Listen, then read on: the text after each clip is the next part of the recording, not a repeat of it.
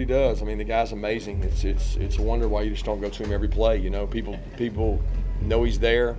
Try to find ways, creative ways to find him the ball, and you know we need guys around him, and they have. I mean, Dejon stepped up. Ladd made plays today for a guy that didn't practice much all week. He made some plays. Rara made a hell of a conversion on a speed out off of a corner cat. I mean, there's a lot of guys made plays. We need more playmakers around Brock so that people can't isolate him. But I thought Carson played better in the second half, and I never felt like he was rattled.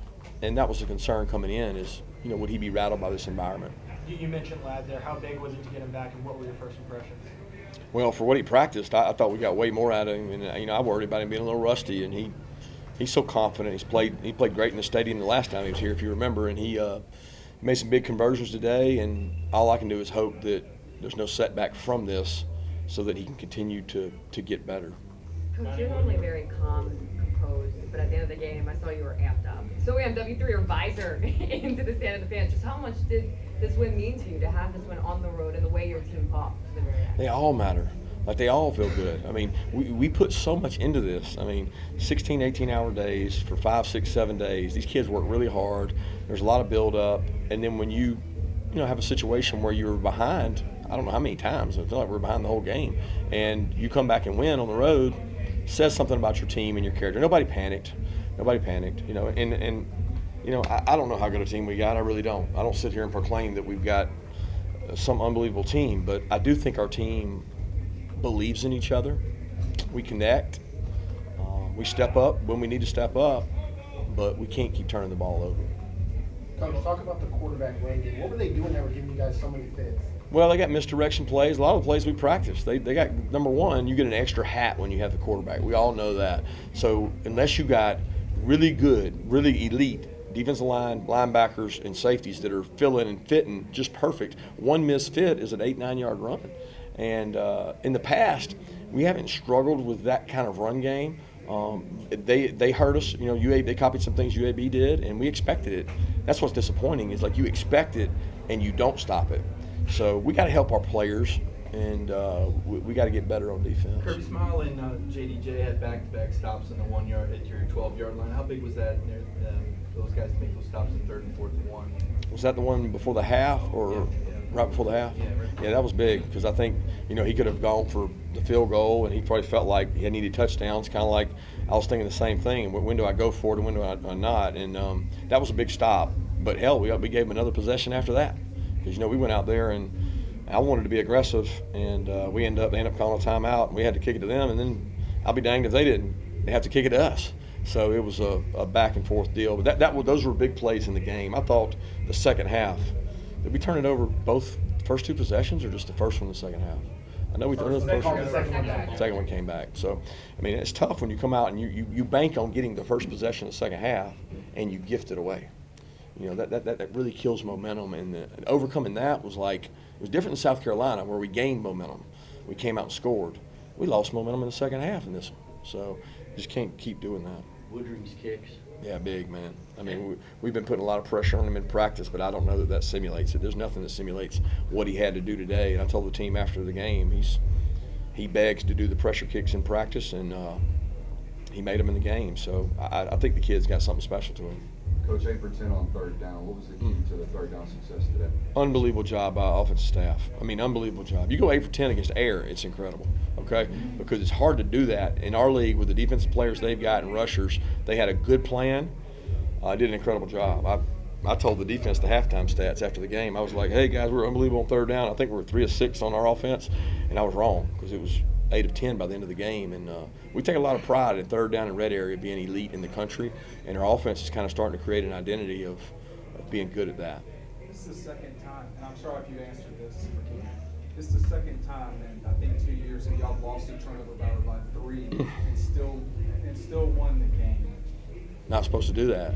You know, I mean, that means we must have won the explosives, but I don't know if we won that. But the explosive has been a greater indicator than the turnovers, as Seth knows.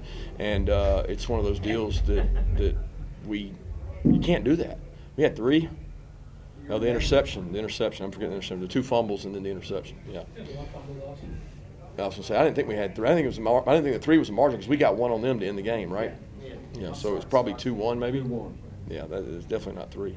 Speaking of one in the game, what was your reaction when 2-4 came down with that? Say what? What was your reaction when 2-4 came down with that?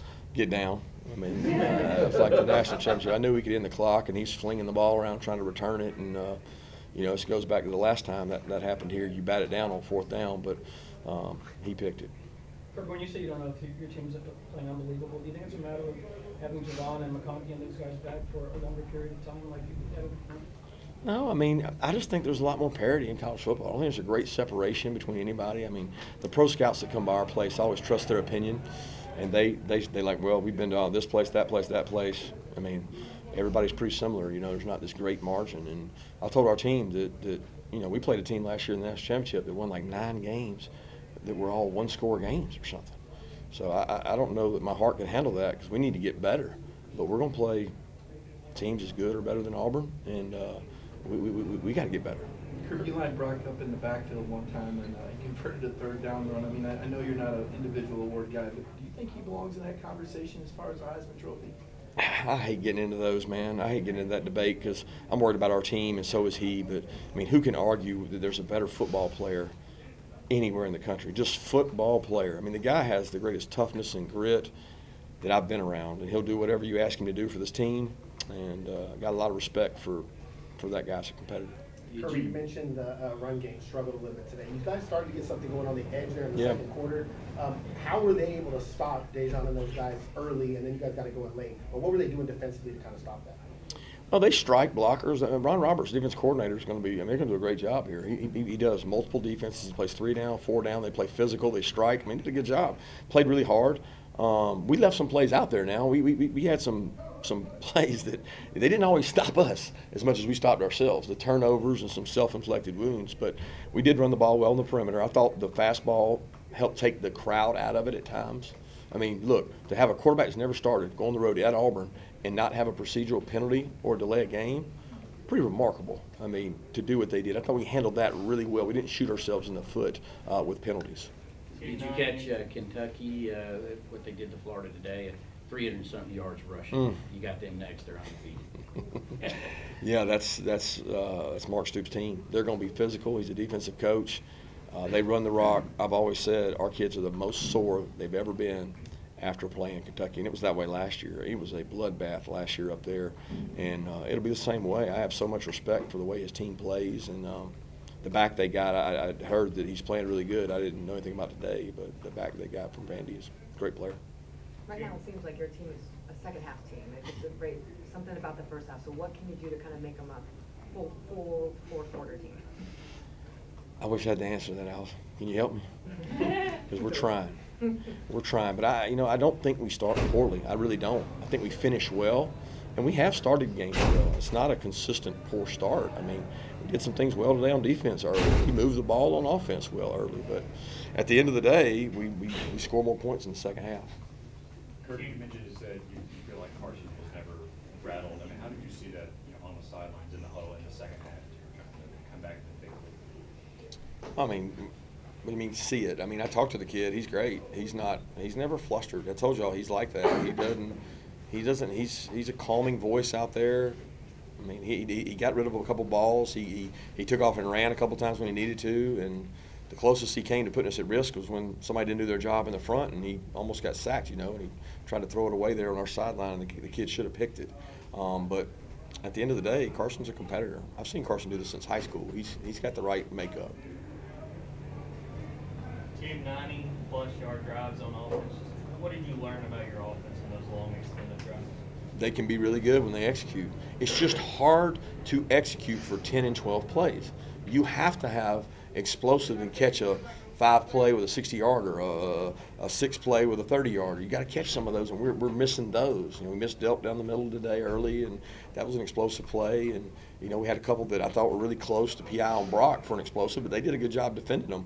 I mean, they got a couple PI calls that advanced them, and we missed out on a couple. And I can't argue with the call; it was judgmental, but we need some of those to hit. Jalen Everett saw a lot of action. How do you evaluate his play? He's getting better. He's getting more confidence. He and Julio are having a great battle. I think Julio practiced really well this week, so he played some more, and they continue to get better, and Kamari does a good job for us. When Lack came in, was there any type of rep count or anything on him, or was he full blown from the start? Well, I mean, full go, but he can't play every snap. I mean, you don't practice. You can't go out there in that heat and play. So it was a situational deal. We were going to put him in and do some run plays with him in, put some pass. I mean, third down, he was big. He runs certain routes really well, and we're going to use him as freely as we needed. Let's take 2 more questions. Coach, I think you only have 4 possessions again in the first half. Is that something you guys are talking about, maximizing those first half possessions? You only need a few. I mean, we don't talk about maximizing them, but we work all week to maximize them. It's not like we go, well, let's minimize this possession. You know, like everybody wants to maximize their possessions. There's not enough of them. And if you don't get 3 and outs on defense, you're probably going to have some of those. You know, I'm disappointed in our run defense. Like, we didn't stop the run well, but you know what? They're physical, and they have 3 and 4 backs in the backfield, including the quarterback. So that's as hard as you'll see running the ball. What I'm disappointed in is we got a third down, we play man-to-man, and a guy's got the quarterback, and he leaves, and the quarterback runs, and we had him backed up. Well, that cost our offense 40 yards of field position. Those are the hidden yards that you just can't do. You can't give them gifts, make them earn things, and we didn't always do that. Last question. Thanks, Okay. guys. Thanks, Coach.